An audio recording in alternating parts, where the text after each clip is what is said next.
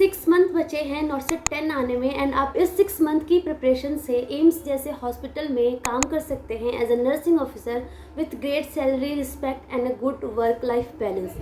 So hi everyone, it's Iram Fatima, nursing officer at AIIMS New Delhi, and I secured 123 rank in first attempt without any coaching. So and here I am telling you 6 month proper strategy जिसको follow करके आप अपनी preparation को बहुत अच्छे direction में लेके जा सकते हैं. प्रॉपर आपका हर चीज़ क्लियर हो जाएगा एंड लाइक आपका प्री एंड मेंस बहुत ही ईजिली अच्छे से क्लियर हो सकता है.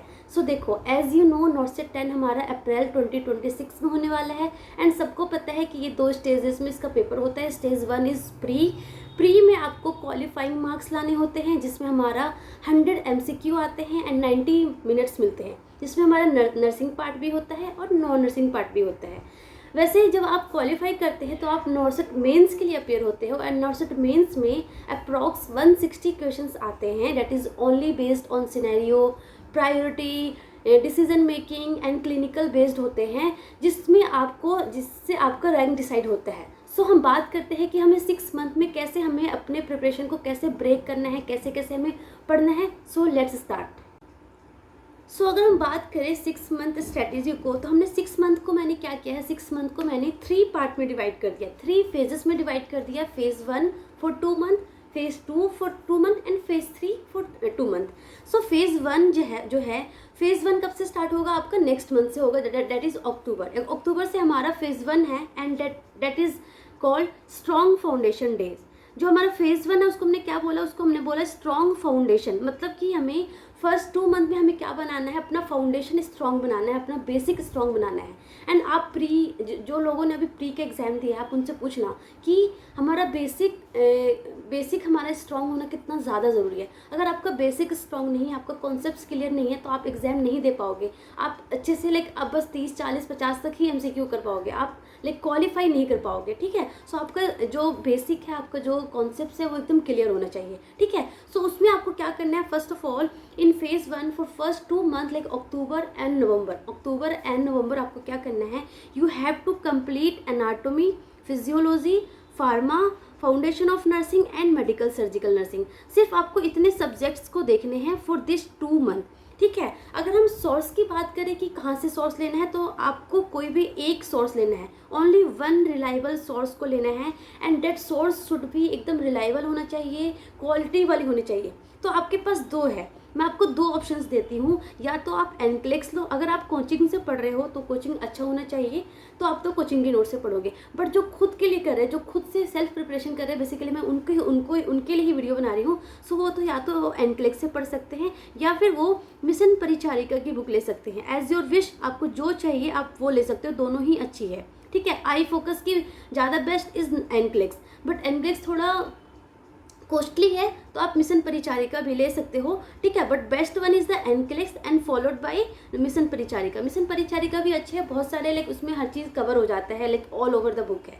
ठीक है. सो आपको क्या करना है, you have to crystal your concepts. आपका जो कॉन्सेप्ट्स है ना वो क्रिस्टल होना चाहिए, एकदम क्लियर होना चाहिए. देखो आपको क्या करना है ना, जैसे कि आप बैठते हो ना, तो आपको ऐसे डिसाइड करना है कि फर्स्ट मैं 2 घंटे के लिए पढ़ने के लिए बैठी हूँ, 2 घंटे के लिए, तो आपको एकदम नोटबुक पे लिख लेना कि इस 2 घंटे में मुझे ये 2 चैप्टर कंप्लीट कर लेना है. पहले से टारगेट सेट करोगे ना तो आप एकदम फोकस्ड रहोगे कि मुझे ये 2 चैप्टर क्लियर करना ही करना है. एंड जब आप नेक्स्ट डे का भी आपको बना के सोना है कि मुझे कल इतने चैप्टर मुझे पढ़ के सोना है, इतने चैप्टर मुझे पढ़ना है, तो आपको ना 1 दिन पहले का आपको पूरा शेड्यूल होना चाहिए. जब आप पढ़ने बैठो तो आपको पूरा शेड्यूल होना चाहिए कि फर्स्ट 2 आवर्स में, फर्स्ट 3 आवर्स में, जो भी है वट एवर द टाइम, आपका ये टॉपिक मुझे कंप्लीट करना है. जब आप ऐसे फोकस कर लोगे ना कि हाँ ये टारगेट है मेरा, तो आप बहुत फोकस्ड रहोगे कि हाँ मुझे इतना करना है, तो आप डाइवर्ट नहीं होगे. ठीक है. So you have to focus on 1 reliable source. ठीक है. सो आपको ये anat, physio, pharma, foundation of nursing and MSN आपको पढ़ना है. ठीक है. बात आती है कि कैसे पढ़ना है. सो देखो, आपने टॉपिक पढ़ा, लेट सपोज आपने मेडिकल सर्जिकल नर्सिंग का कोई भी हमारा नर्वस सिस्टम का आपने लेट सपोज मेनिंजाइटिस पढ़ने के बाद आपको उससे रिलेटेड एमसीक्यू सॉल्व कर लो, ठीक है, उससे रिलेटेड एमसीक्यू सॉल्व कर लो, ठीक है, एंड एमसीक्यू सॉल्व कर लो आफ्टर ईच टॉपिक। या फिर आप ऐसे भी कर सकते हो कि आपने पूरा नर्वस सिस्टम पढ़ लिया, पूरा नर्वस सिस्टम का एक साथ आप एमसीक्यू सॉल्व कर लो। बट एमसीक्यू सॉल्व करना है, ऐसा कुछ लोग बोल रहे थे कि पहले हम सारा का सारा थ्योरी कंप्लीट कर लेते हैं, लास्ट में हम एमसीक्यू सॉल्व करेंगे। सो नहीं, मतलब बहुत ज़्यादा एमसीक्यू भी मत करो, बट येस 15 से 20-30 एमसीक्यू करना है आपको आफ्टर ईच टॉपिक, ठीक है। उसके बाद आपको क्या करना है, रिवीजन की बात आती है कि जस्ट हम थ्योरी पढ़ते जाए छोड़ दे, नो, आपको क्या करना है कि पढ़ने के साथ साथ आपको रिवीजन का भी रखना है। तो रिवीजन कैसे करना है, तो देखो रिवीजन का सबसे बेस्ट तरीका है, आपने मंडे को कोई न्यू टॉपिक पढ़ा, ठीक है, ट्यूसडे के दिन भी आप कोई न्यू टॉपिक पढ़ोगे, ठीक है। सो आप जो मंडे के दिन पढ़ा था वो हमारा ओल्ड हो गया, तो मंडे के दिन आपको वो भी थोड़ा सा रिवाइज करना है।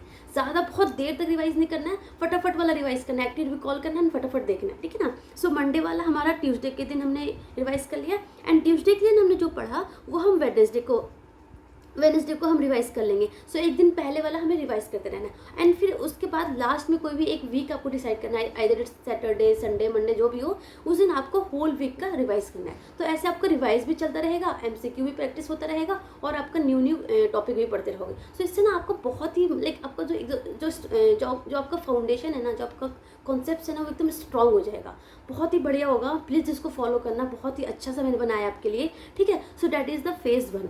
ये आपको अक्टूबर एंड नवंबर में ये आपको फॉलो करना है। प्लीज़ आप किसी नोटबुक पर लिख लो, है ना, सो दैट आपको पता रहेगा कि ये मेरा इस 2 महीने का मेरा ये मिशन है, फिर नेक्स्ट 2 महीने का ये मिशन होगा, ठीक है।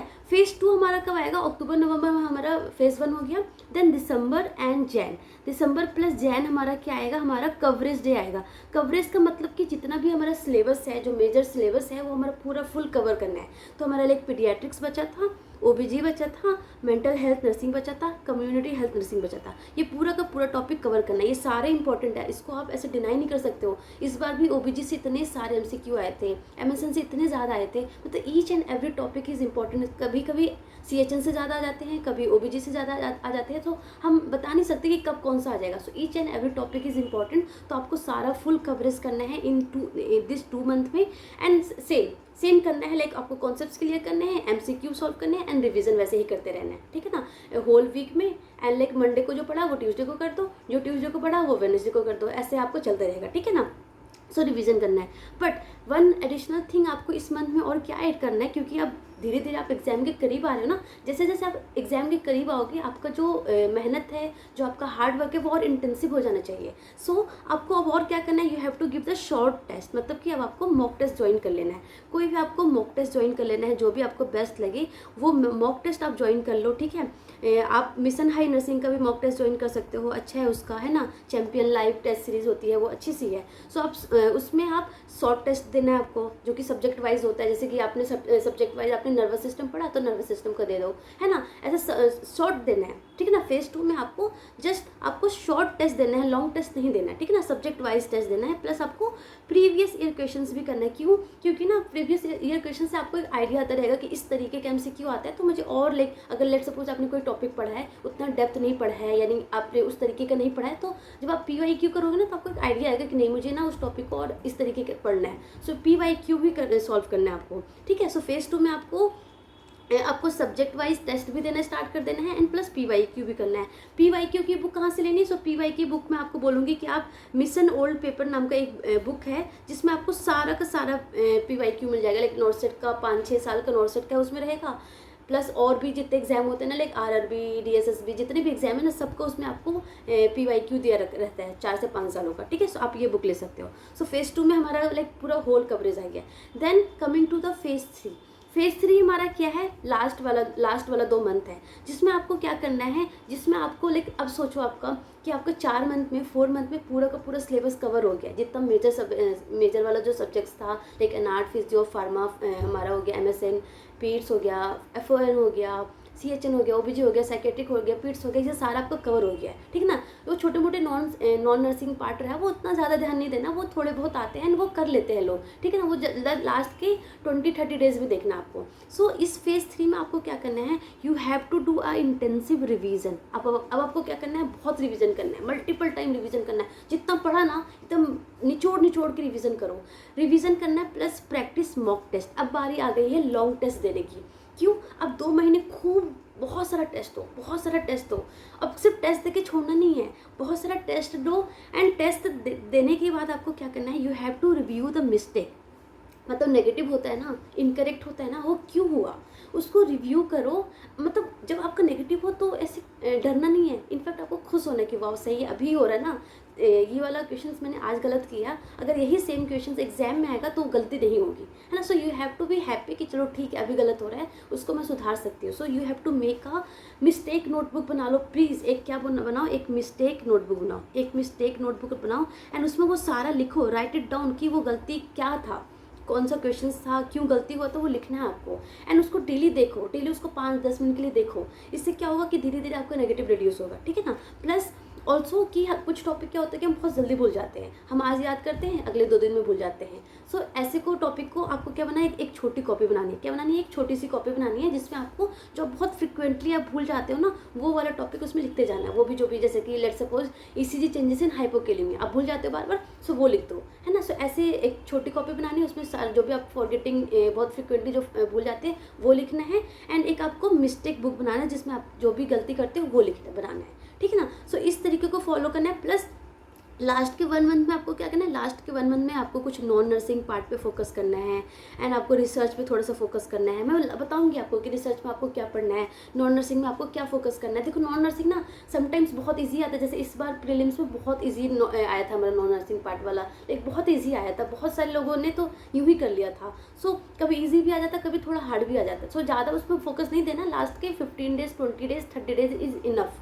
अभी आपको बेसिकली कहाँ पे फोकस करना है, you have to focus on major subject and concepts अच्छे से क्लियर करते रहना, सो डैट आपका प्री भी हो जाए एंड मेंस भी हो जाए। सो that's all about. I think आपको ये इजी लगा होगा, समझ में आया होगा, ठीक है। अभी आप फेज 1 पर फोकस करो। क्या करना है आपको, you have to build a strong foundation, you have to build a strong concepts, है ना। सो ये आप करो अभी, ठीक है। So that's all about. Thank you so much, all the best and आप मेरे साथ जुड़े रहो। एंड लाइक हाँ, वन मोर थिंग कि मैंने क्या किया है, मैंने स्टार्ट किया, जैसे मैंने जो हमारे नॉर्सेट 9 के थे, नॉर्सेट 9 के लिए मैंने क्या किया था, foundation of nursing plus CHN मैंने कवर किया था पूरा। ये टॉपिक मैंने उनको अच्छे से बताया था। फिर प्लस मैंने एग्जाम से पहले मैंने एक BTR किया था। BTR इज़ समथिंग बुरी तरह रटो, लाइक द इम्पॉर्टेंट टॉपिक जो बहुत ही ज़्यादा इंपॉर्टेंट होते हैं, वो मैंने लाइक लास्ट डेज में बच्चों को बताया था शॉर्ट फॉर्म में, ताकि उनको याद रहे ऐसी चीज़ें, ठीक है ना। सो ऐसे ही इस बार मैं क्या पढ़ाने वाली हूँ, इस बार मैं पढ़ाने वाली हूँ मेडिकल सर्जिकल नर्सिंग, क्योंकि ये बहुत लोगों को थोड़ा डिफिकल्ट लगता है, समझ नहीं आता कि कहाँ से कैसे पढ़े। और NCLEX से जब पढ़ते तो एकदम डायरेक्टली जब पढ़ते तो समझ नहीं आता। सो मैं मेडिकल सर्जिकल नर्सिंग पढ़ाऊंगी, सो डैट आपको NCLEX में समझने में भी ईजी हो जाए, प्लस साथ के साथ पीडियाट्रिक्स के टॉपिक भी पढ़ाती रहूँगी, है ना। सो ये दोनों टॉपिक मैं इस बार फॉर नॉर्सेट 10 एस्पिरेंट्स के लिए कवर करने वाली हूँ। सो that's all about. Thank you so much and all the best, all the very very best. बस अच्छे से लगे रहो, हो जाता है सिलेक्शन। इस बार नॉर्सेट प्री में कितने सारे लाइक मेरे जो स्टूडेंट्स थे उनका हो गया, सो आपका भी हो जाएगा, बस लगे रहो। All the best.